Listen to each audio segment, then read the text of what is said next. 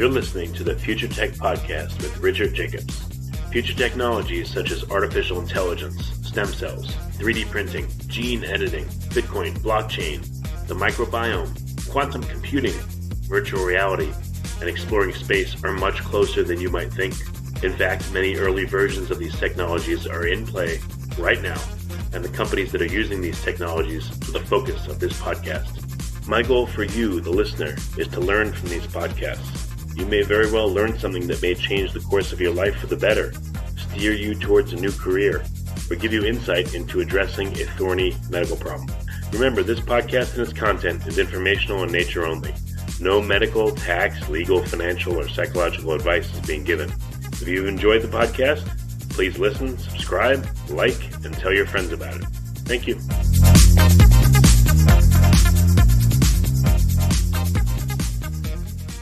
Hello, this is Richard Jacobs with the Future Tech and Finding Genius podcast. I have Paul Turner and Robert McBride. They're co-founders of Felix Biotechnology. Felix is Felix. We're going to talk about what they do. So Paul and Robert, thanks for coming. Sure, happy to be here. Thanks for having us. Great. Well, tell me about the premise of Felix Biotechnology. What's the company about? Sure. So happy to share that Felix Biotechnology is about solving one of our biggest, if not our biggest, biomedical challenges, and that is the widespread failure of traditional antibiotics. And in particular, what we are doing is developing bacteriophages, or phages for short, and these are viruses that specifically kill bacteria. It's an old technology for which we are updating it, and we are trying to march towards commercial development and approval for phage to be used in the USA and elsewhere as drugs essentially that combat the antibiotic resistance problem that has surfaced in bacteria. Oh, that's great. Yeah, from what I see, pharmaceutical companies have broad spectrum antibiotics, and I know that was probably all they could do because it took a long time, days or weeks, or not at all, in order to be able to sequence what's going on with a person who's ill. So I guess now that sequencing is getting faster and faster, and it can be done hopefully within hours, then you can identify a particular virus that can get rid of the bacteria that's ailing someone. That's very true. So all the way from the early 1900s, when phage were first discovered, it realized the early discoverers and researchers, they seized upon the fact that phage are specific. So you can, if you have this match between the phage and the target, you can be very precise in targeting an infection. And decades after then, when antibiotics came around, essentially those are sometimes called narrow versus broad, but they're all relatively broad, especially compared to a phage.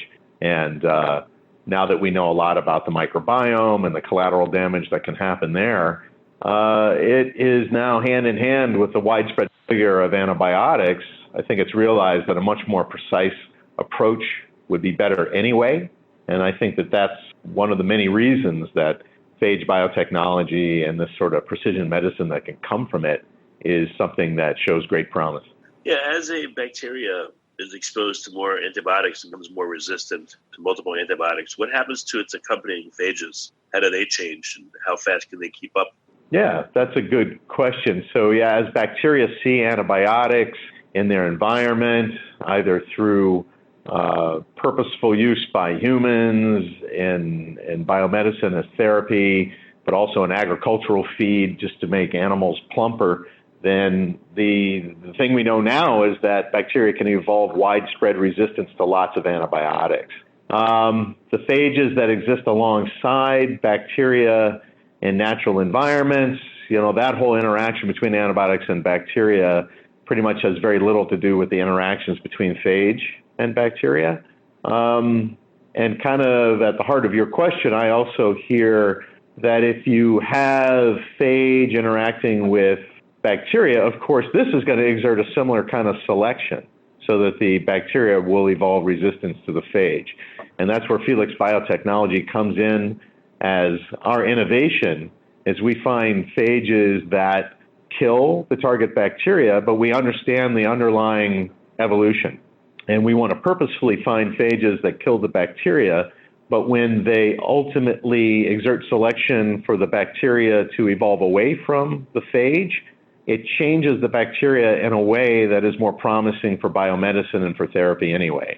And by that, a good example would be if you have phage killing the bacteria through interacting with a mechanism that's responsible for antibiotic resistance in the bacteria, then they'll not only kill the bacteria, but they'll direct the evolution of the bacterial population to solve that phage problem by changing that mechanism. And we've shown that that can make the bacteria sensitive to antibiotics instead. So we see this as a double-edged sword where we have new updated technology on the phage side that is actually working hand in hand with increasingly outdated technology on the antibiotic side. And we're not only solving the antibiotic resistance problem, but in a way we're keeping antibiotics around that can work with our phage, and using them together in therapy, I think, is a great way forward. Yeah, that's why I was wondering if you pick a species of bacteria that you're working closely with. What is it, for instance? And then I'll ask you my question. Sure. So Pseudomonas aeruginosa is an exceedingly common bacteria in the human home and natural environments, and it is gaining increasing antibiotic resistance. So therefore, it's on the World Health Organization priority pathogen list since 2017, along with some 11 or so other bacterial pathogens. But essentially, we've found phage that are underneath the umbrella here of Felix Biotechnology that interact with what are called efflux pumps on these bacteria. And in P. aeruginosa, these efflux pumps, if antibiotics get into the cell, then they actively pump them out with these proteins. So if you have phage interacting with those proteins and using them as a way to kill the bacteria, then naturally the bacteria are going to evolve away from the phage if they can. And if they do, they compromise the functionality of those efflux pumps. So in this way, that's an example of killing the bacteria and also directing the evolution of the bacterial population towards greater sensitivity to antibiotics because the phage is causing these efflux pumps to fail. Is so when you look at the phages themselves, one that is attacking their efflux pump, one that isn't, it's still a natural predator of the original Pseudomonas. Are they very different, or is the same phage doing both jobs? Yeah, so, phage are amazing biological entities, but like other viruses, they don't carry around a whole lot of genomic information. So it tends to be that a phage will interact with a target bacterial species, but it's usually interacting with some receptor or occasionally a secondary receptor as well. That's very different from some other phage. So the way to think about this is bacteria have lots of things decorating their exterior, for which phage have naturally evolved to exploit those as binding sites or interaction sites. But by the same token as humans have lots of viruses that can exploit us, each bacterial species has lots of phage that can exploit it. And we are discovering the phage that are best at interacting with these myriad different virulence factors on some target pathogens such as Pseudomonas aeruginosa, but we have the same interest in finding a whole suite of phages that are interacting with, say, Staph aureus, that's antibiotic resistant like MRSA, and a variety of other pathogens such as pathogenic E. coli, Klebsiella, et cetera, et cetera. So I guess, yeah, go ahead. In terms of strategy, though, so if I have, Staph aureus, you don't know if I have MRSA or not. What's the safe protocol? Is it to give me a whole bunch of phages that work on Staph aureus normally, plus a whole bunch that work on the MRSA version at the same time? And that way the bacteria has nowhere to hide, and the two go at it and kick its ass? Or, what's like a ideal protocol, and what are the trade-offs? That's a terrific question. I think the knee-jerk response and what looks attractive to the biomedical community is to use a cocktail. And what you just described reminded me of that idea, which is a popular one. That is, you find as many phages as you can, you bundle them all together, and you throw them at the target. And in some cases, that solution could be a good one that is a one-off solution. If you're very desperate and you really don't know much about that pathogen and what it presents as binding sites, then you throw everything at it if you're really desperate. We favor a much more precise approach that we think will have a longer shelf life, if you will. And that is, if you want to go after some target pathogen, say, in the same person, then if you use all those phages initially in a cocktail, then you certainly are going to be exerting strong selection on the bacteria to evolve away from every last one of them. And therefore, your options quickly run out. Whereas what we favor is you find a handful of very trusted phages that are exerting these trade-offs that I mentioned. You use them individually, maybe you use them sequentially. But what Felix Biotechnology strives to do is take that approach instead. We think it has the option for repeated solutions and a longer sustainability of using these phages as drugs. And it is possible, not to confuse, but essentially phages can be used for diagnosis as well. So one way that phage biotechnology can be moving forward is through faster diagnostics. Let me take my pathogen that's in this person, I'll put it in a test tube, and maybe I'll expose it to a variety of phages that are not used for therapy, but when they bind to the bacteria, they light up in a certain way so that I know quickly what bacterium I'm dealing with.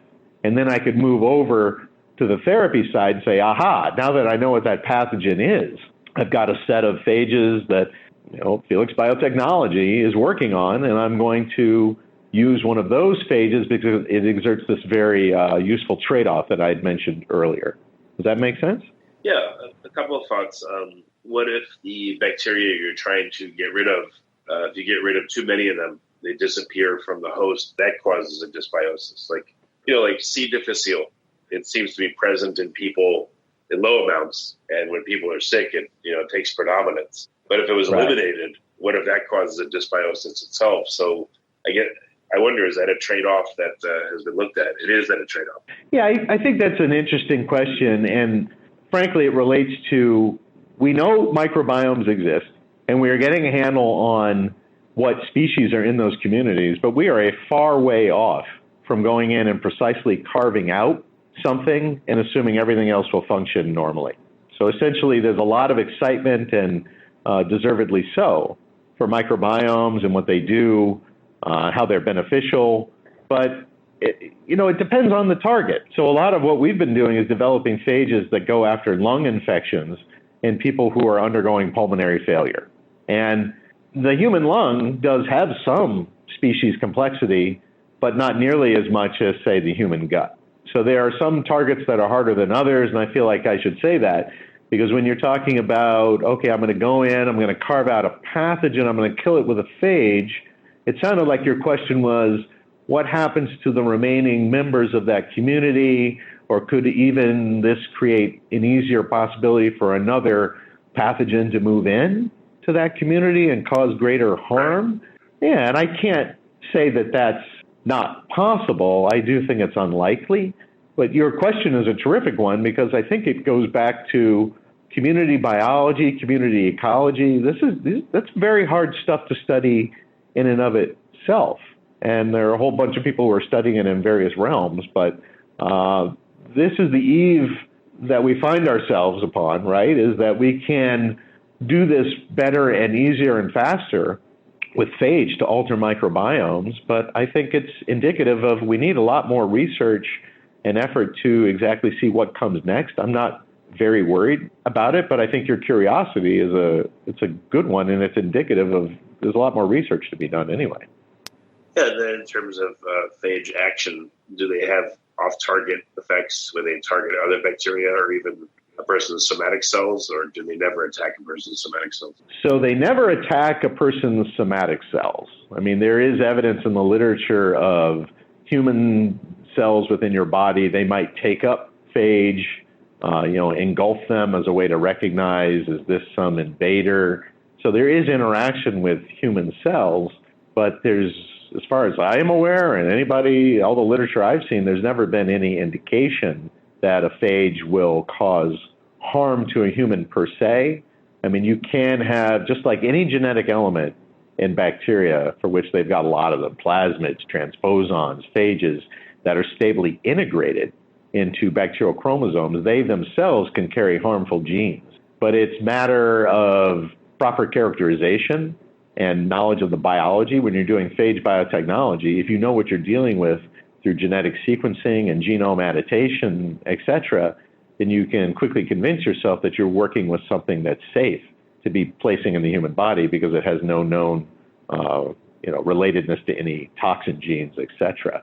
So getting back to the real heart of your question, if you use a phage against a target pathogen and that pathogen is closely related to something that's in the human gut, such as if you're going after pathogenic E. coli and you're worried about collateral damage of that phage shifting over onto normal E. coli in the gut, then yeah, that's a possibility.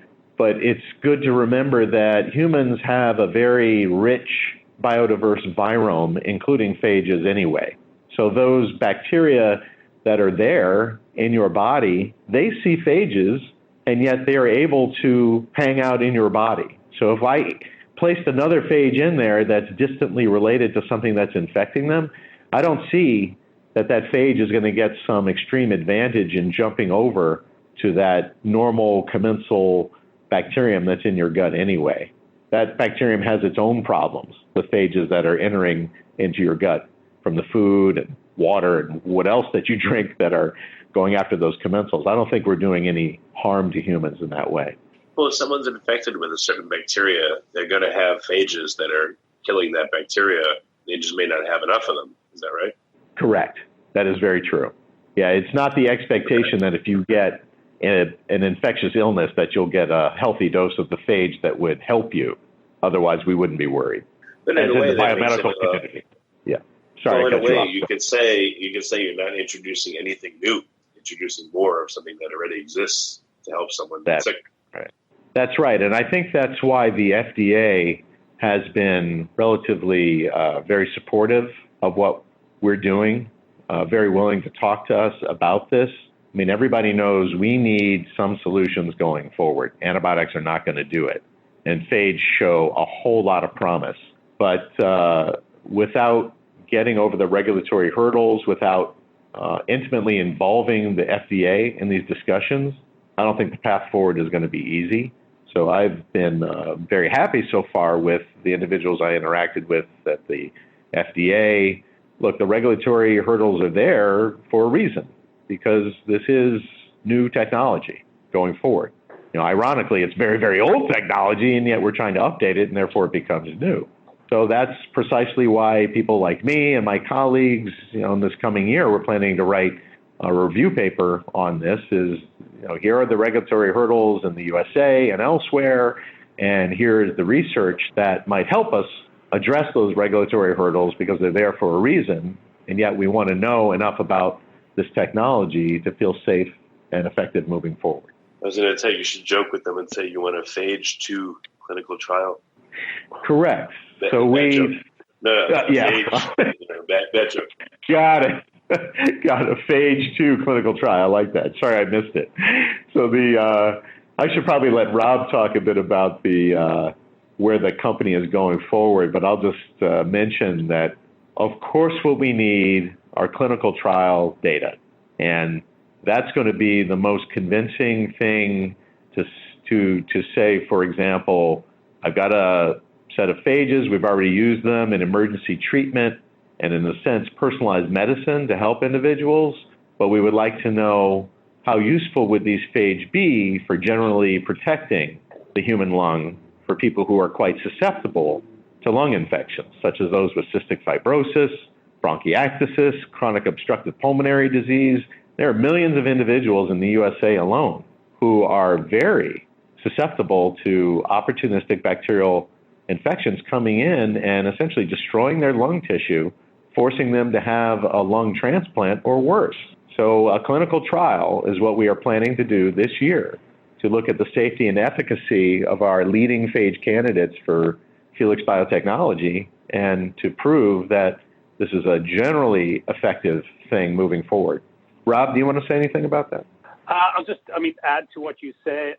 We do have data from patients that we've been fortunate enough to help right now on a compassionate use basis, suggesting that these therapies are not only safe, but also very effective. And so to Paul's point, we have, with the support of the CF Foundation and some Yale resources, we have the ability this year to run a research clinical trial, which will give us the ability in a controlled fashion to replicate the data we're getting from the compassionate use trials that we're helping patients with.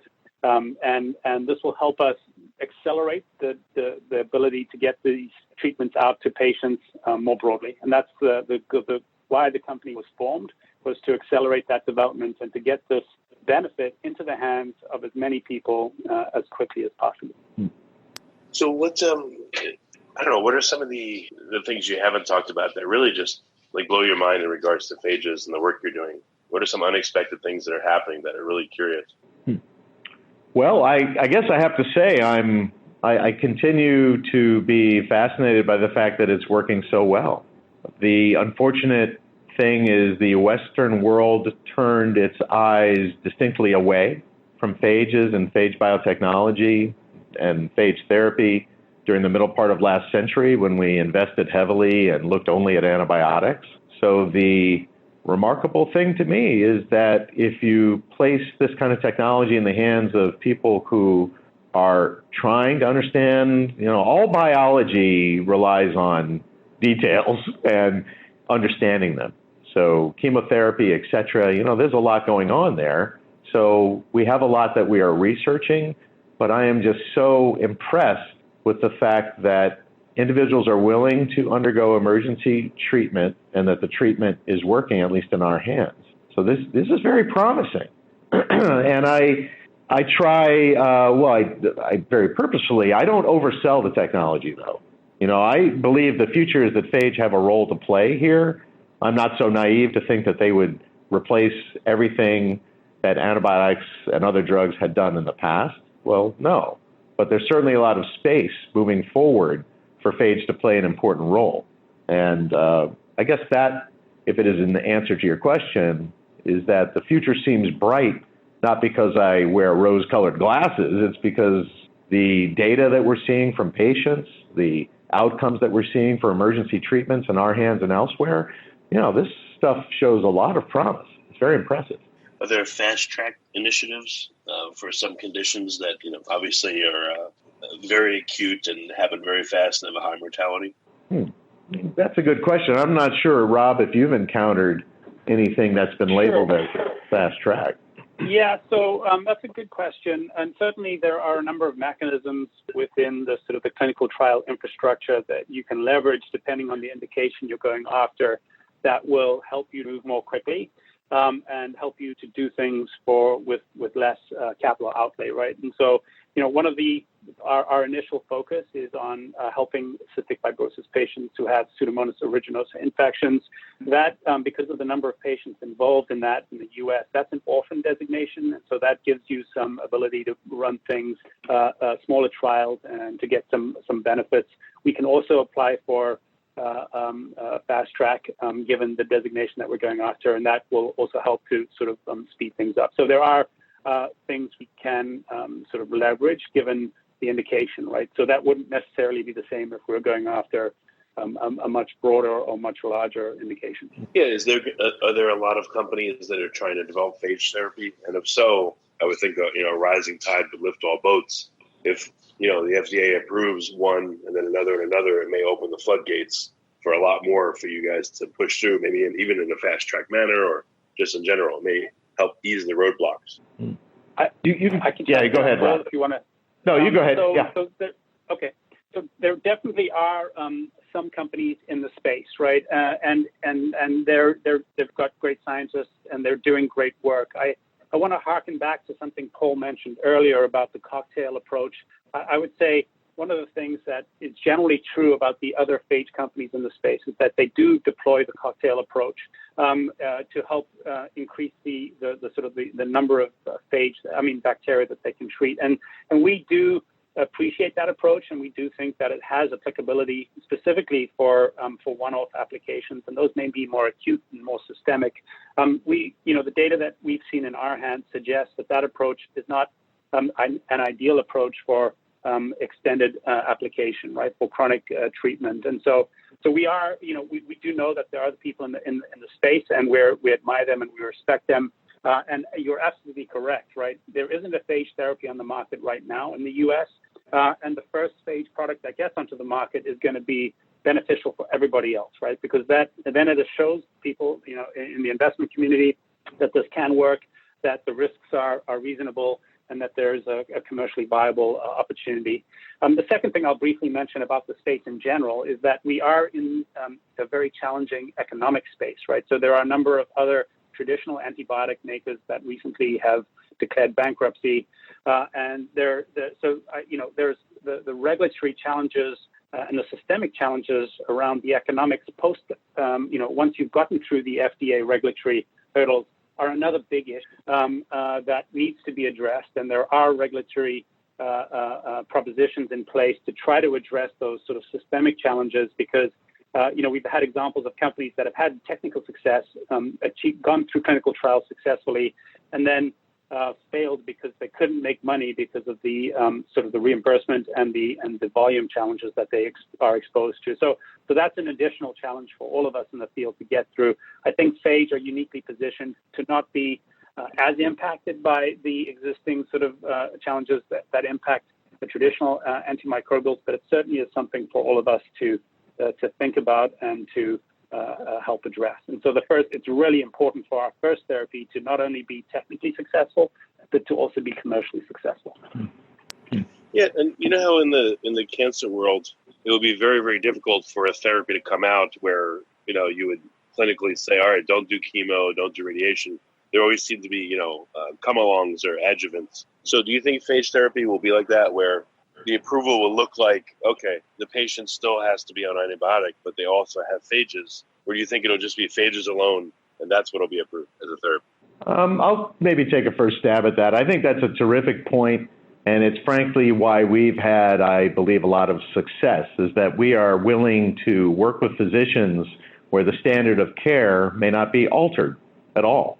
So just to be clear, if the standard of care is delivery of some antibiotic that had worked in the past, but frankly it's not working anymore, our kind of technology revives its usefulness. So we are very willing to have the phage administered alongside that antibiotic. And as I described earlier in the podcast, that if you have the phage killing the bacteria while they are also exerting selection pressure on a mechanism that makes the bacteria sensitive to antibiotics, then the antibiotic that's delivered alongside the phage is actually not useless. It's a standard of care, and we revive its usefulness. So to me, that's a pretty good adjunctive approach when you've got the phage working as well as something delivered alongside it for which it's reviving its usefulness. I'd like to add something on the back end of that, Paul. Excellent point. Just very, very briefly, one of the things I think that we haven't chatted about that really differentiates phage from traditional antibiotics is the lack of significant side effects, right? So not only, when you take an antibiotic, you kill the bad bugs, but you also kill all the good bugs. So that doesn't happen with phage, but we don't have any of the side effects. So to answer your question specifically, I think our primary goal, and this is paramount in everything that we do, is we want to help the patient. And so if the best answer for the patient is a sort of a combination therapy, we definitely are going to figure out a way to do that and to make it work. I think the science is going to really help us get to that point, though. And I think part of our clinical trial approach is to ask that question explicitly. What is the best outcome for the patient? Is it joining these two therapies together? Is it having phage alone? And so once we get data on that, I think that'll help us, sort of go forward more effectively. But to Paul's point, we are very open to the adjuvant model. The key thing for us, though, is, what does the science say, and is that the best outcome for the patient? Does that provide the best outcome? And does it appear that the result is good enough with phages alone? Or, again, do you feel like you might have to include antibiotics or, antimicrobial peptides or a whole host of other things to help the phages work? Or is the data so good that you don't need that? I think phage alone make a compelling case in the data that we have so far for them to be standalone, right? So I think we do have data to support that. As we get into larger trials and go after different indications, that answer may change. But I think for now, with the indication that we're going after, we have clear data to support the fact that phage as a standalone therapy for our specific indication is more than sufficient. Paul, is there anything I missed there?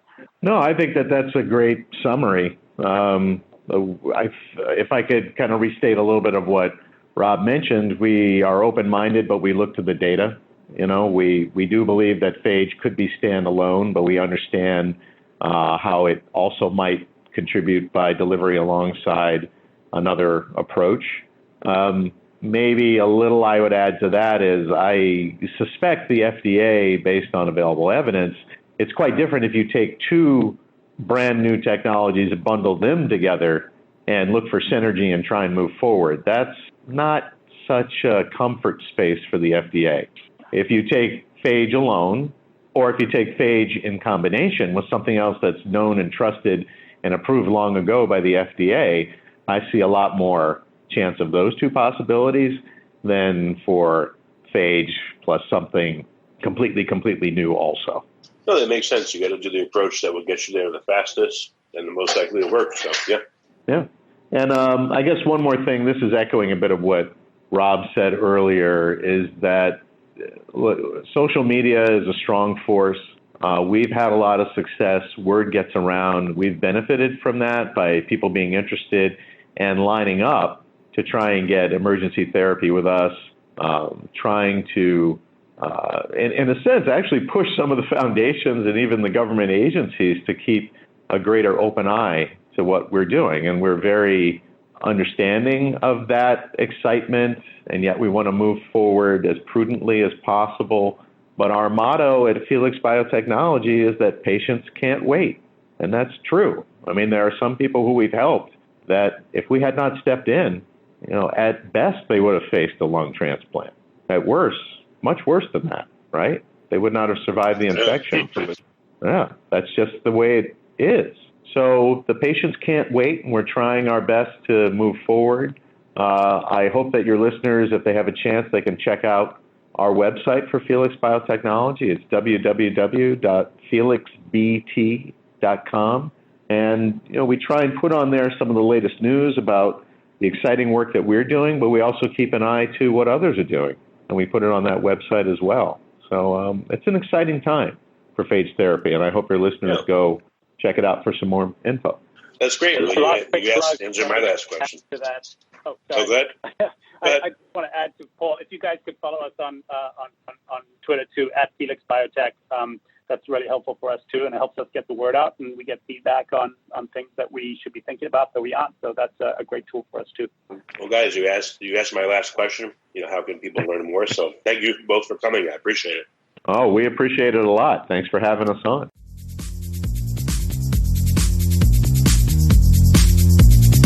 You're listening to the Future Tech Podcast with Richard Jacobs. Future technologies such as artificial intelligence, stem cells, 3D printing, gene editing, Bitcoin, blockchain, the microbiome, quantum computing, virtual reality, and exploring space are much closer than you might think. In fact, many early versions of these technologies are in play right now, and the companies that are using these technologies are the focus of this podcast. My goal for you, the listener, is to learn from these podcasts. You may very well learn something that may change the course of your life for the better, steer you towards a new career, or give you insight into addressing a thorny medical problem. Remember, this podcast and its content is informational in nature only. No medical, tax, legal, financial, or psychological advice is being given. If you enjoyed the podcast, please listen, subscribe, like, and tell your friends about it. Thank you.